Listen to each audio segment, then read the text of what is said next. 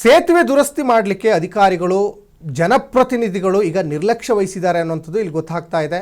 ಇದು ಸೇತುವೆಗಳ ಒಂದು ದುರಸ್ತಿ ಮಾಡಲಿಕ್ಕೆ ಅಧಿಕಾರಿಗಳ ಜೊತೆಗೆ ಜನಪ್ರತಿನಿಧಿಗಳ ನಿರ್ಲಕ್ಷ್ಯತನ ಎದ್ದು ಕಾಣಿಸ್ತಾ ಇದೆ. ನಿರ್ಲಕ್ಷ್ಯಕ್ಕೆ ಬೇಸತ್ತು ಗ್ರಾಮಸ್ಥರಿಂದಲೇ ಸಂಪರ್ಕ ಸೇತುವೆಯನ್ನು ದುರಸ್ತಿ ಕಾರ್ಯವನ್ನು ಮಾಡಿದರು. ಶ್ರೀರಂಗಪಟ್ಟಣದ ರೈಲ್ವೆ ನಿಲ್ದಾಣದ ಬಳಿ ಇರುವಂತಹ ಇದು ಹಳೆ ರೈಲ್ವೆ ಸೇತುವೆ ದೃಶ್ಯಾವಳಿಯಲ್ಲಿ ಗಮನಿಸ್ತಾ ಇದ್ದೀರಾ. ಗ್ರಾಮಸ್ಥರೇ ಏನೇನೋ ಮೆಟೀರಿಯಲ್ ಬೇಕು ಎಲ್ಲ ಮೆಟೀರಿಯಲ್ನ ತಗೊಂಡು ಅವರೇ ಸೇತುವೆ ನಿರ್ಮಾಣವನ್ನು ಮಾಡ್ತಾ ಇದ್ದಾರೆ.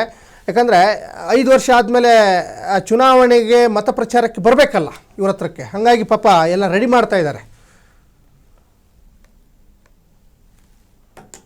ದೃಶ್ಯಾವಳಿಯಲ್ಲಿ ಕೂಡ ಗಮನಿಸ್ತಾ ಇದ್ದೀರಾ.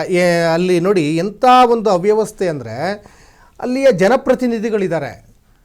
ಆ ಜನಪ್ರತಿನಿಧಿಗಳು ಇದ್ದೂ ಇಲ್ಲದಂತೆ ಆಗಿಬಿಟ್ಟಿದೆ ಅಂತ ಕಾಣಿಸ್ತಾ ಇದೆ. ಹಾಗಾಗಿ ಬೇಸತ್ತು ಬಿಟ್ಟಿದ್ದಾರೆ ಜನ.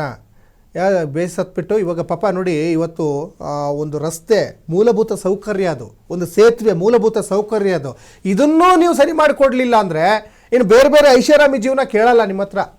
ಐಷಾರಾಮಿ ಜೀವನ ನೀವು 5 ವರ್ಷ ಮಾಡ್ತಾ ಇರ್ತೀರ, AC ರೂಮಲ್ಲಿ ಕೂತ್ಕೊಂಡಿರ್ತೀರ. ನೋಡಿ ಪಾಪ ಇವರು ಒಂದು ಎಂಥ ಒಂದು ರಸ್ತೆ ಇಲ್ಲ ಅಂದರೆ ಹೆಂಗೆ ಹೋಗಬೇಕು ನೋಡಿ. ಇಲ್ಲಿ ಹಳ್ಳ ಇದೆ, ದಿಣ್ಣೆ ಇದೆ, ರಸ್ತೆ ಸರಿ ಇರಲ್ಲ.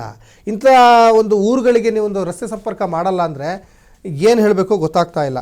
ಹಾಗಾಗಿ ಗ್ರಾಮಸ್ಥರೆಲ್ಲ ಬೇಸತ್ತು ಬಿಟ್ಟು ಅವರೇ ಇವಾಗ ಒಂದು ಅಲ್ಲಿ ಸೇತುವೆಗೆ ಅಥವಾ ರಸ್ತೆಗೆ ಏನೇನೆಲ್ಲ ಮೆಟೀರಿಯಲ್ ಬೇಕು ಎಲ್ಲ ಮೆಟೀರಿಯಲ್ಗಳನ್ನು ಹಾಕಿ ಅವರೇ ನಿರ್ಮಾಣ ಮಾಡ್ತಾ ಇರುವಂಥದ್ದು ಕೂಡ ಗಮನಿಸ್ತಾ ಇದ್ದೀರಾ. ಶ್ರೀರಂಗಪಟ್ಟಣದ ರೈಲ್ವೆ ನಿಲ್ದಾಣದ ಬಳಿ ಇರುವಂತಹ ಇದು ರಾಂಪುರ, ಆರತಿ ಉಕ್ಕಡ, ಇನ್ನು ಅಚ್ಚಪ್ಪನ ಕೊಪ್ಪಲು ಸೇರಿದಂತೆ ಹಲವು ಗ್ರಾಮಗಳಿಗೆ ಸಂಪರ್ಕ ಕಲ್ಪಿಸುವಂತಹ ಸೇತುವೆ ಗುಂಡಿ ಬಿದ್ದು ಜನರ ಓಡಾಟಕ್ಕೆ ತೊಂದರೆ ಆಗಿತ್ತು. ಈಗ ಅದನ್ನೇ ಜನರೇ ಸರಿ ಮಾಡ್ತಾ ಇದ್ದಾರೆ.